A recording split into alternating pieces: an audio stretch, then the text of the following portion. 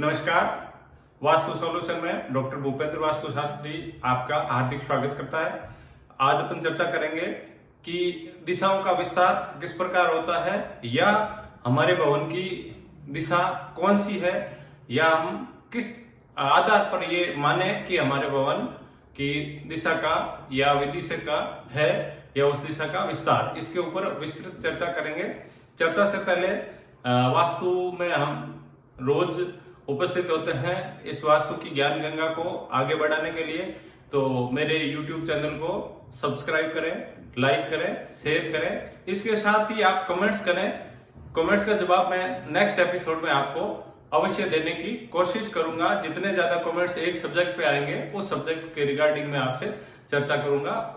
Subject यहाँ सिर्फ और सिर्फ वास्तु का रहेगा। तो दोस्तों, सबसे पहले दिशाओं का निर्धारण सूर्य के उत्तरायण और दक्षिणायन से होता था। उसके बाद में सूर्य की अपनी छाया से लोगों ने दिशाओं का निर्धारण प्रारंभ किया। फिर ध्रुव तारे को माध्यम मान करके दिशाओं का निर्धारण किया। उसके लिए बहुत ज्यादा वक्त लगता था और समय का इंतजार करना पड़ता था। ऐसे में वैज्ञानिक क्रांतिकारी खोज में कंपास आया, जिसको अपन मैग्नेटिक कंपास कहते हैं, कुतुबनुमा। उसके माध्यम से व्यक्ति बहुत ही आसान तरीके से अपनी दिशा का और अपने वास्तविक अंशों का पता लगा सकता है कि मेरा भवन किन अंशों पे खुलता है या मेरा भवन किस दिशा विशेष का है। इसके लिए 10 दिशाओं में आकाश और पाताल को छोड़ के 8 दिशाओं के अंशों की आज चर्चा करेंगे। वीडियो को अंत तक देखिएगा, जिससे कि आपको संपूर्ण जानकारी हो जाए।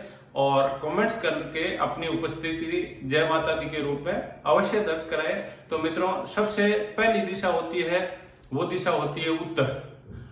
वैसे तो 0 डिग्री से प्रारंभ मानी जाती है, लेकिन उत्तर दिशा का जो विस्तार होता है वो विस्तार 3375 से 22 डिग्री और 5 अंश, जिसको कहते हैं 337.5 से 22.5, जो कि डिग्रीज का विस्तार है। उस डिग्रीज में अगर आपका भवन आ रहा है, भवन के ब्रह्म स्थान में खड़े होकर आप कंपास देखेंगे, तो अगर इन दिशा में आ रहा है तो भवन पूर्ण रूपेण उत्तर दिशा का कहलाएगा।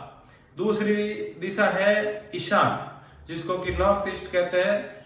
22.5 डिग्री से प्रारंभ होकर के 67 डिग्री और 5 अंशों तक, यानी कि 22.5 से 67 तक, 67.5 तक अगर कोई भी अंशों में भवन आ रहा है तो वो भवन विदिशा भवन कहलाएगा। विदिशा में भी ईशान मुखी भवन कहलाएगा। इसके बाद में फिर दिशा आती है पूर्व दिशा, जो कि सूर्य की दिशा होती है और सबसे प्रबल और शक्तिशाली दिशाओं में गणना करते हैं पूर्व दिशा की। पूर्व दिशा का जो प्रारंभ है वो 67 डिग्री 5 अंशों से प्रारंभ होता है और 112 डिग्री और 5 अंशों तक होता है। जबकि पूर्व डिग्री का जो सेंटर लाइन है या जो सेंटर पावर है वो 90 डिग्री पे माना जाता है। उसके बाद फिर विदिशा आती है, जिसको आग्नेय कोण कहते हैं, साउथ ईस्ट। साउथ ईस्ट का प्रारंभ 112 डिग्री से प्रारंभ होकर के 157 डिग्री और 5 अंशों तक होता है। इट मीन्स 112.5 to 156.5 तक।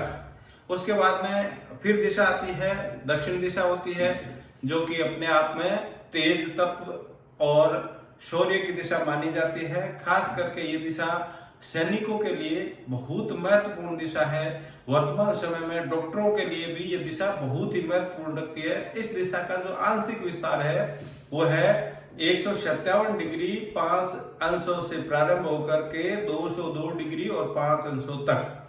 उसके बाद एक रहस्यमयी विदिशा का प्रारंभ होता है, जिसको नैऋत्य कोण कहते हैं। नैऋत्य कोण का स्वामित्व जो होता है वो राहु के पास होता है। और इस दुनिया में जितने भी रहस्य है दोस्तों, वो सभी राहु ने अपने पास कैप्चर कर रखे हैं।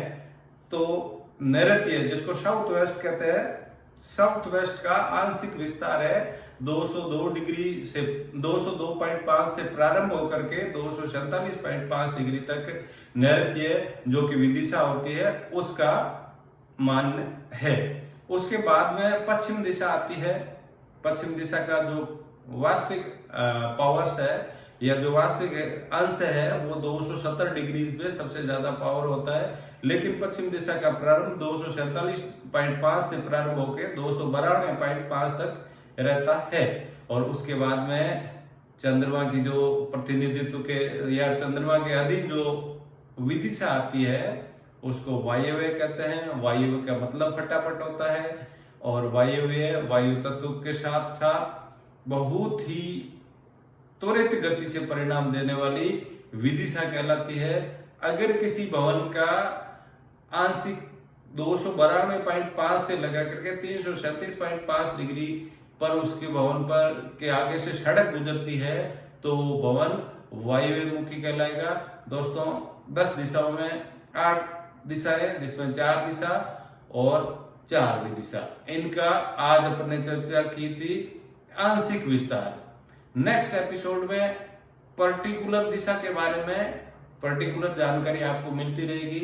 मैं आपसे इतना ही कहूंगा कि कमेंट्स के माध्यम से आप मेरे से किसी भी प्रकार की जानकारी प्राप्त कर सकते हैं। जितने ज्यादा कमेंट्स आएंगे उस सब्जेक्ट पे आपको स्पेशल वीडियोस बना के आपके साथ रूबरू होऊंगा। इसके लिए एक बार फिर से यही कहूंगा, चैनल को सब्सक्राइब कीजिए, कमेंट्स कीजिए और इस ज्ञान गंगा को आप अपने दोस्तों तक साझा कीजिए। धन्यवाद। जय माता दी।